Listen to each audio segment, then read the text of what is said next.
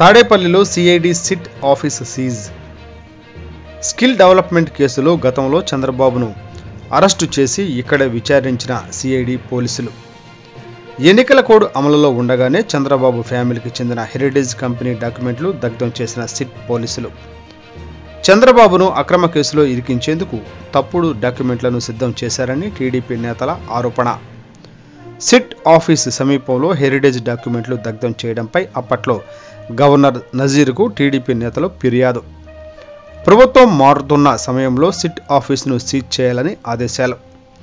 ఇప్పటికే చీఫ్ సెక్రటరీలు, special chief సెక్రటరీలు, ప్రిన్సిపల్ సెక్రటరీలు, విభాగ అధిపతి ఆఫీసులలో డాక్యుమెంట్లను భద్రపరచాలని గవర్నర్ ఆదేశం. గవర్నర్ ఆదేశాల్లో భాగంగానే తాడేపల్లి సిఐడి సిట్ ఆఫీసుకు తాళాలు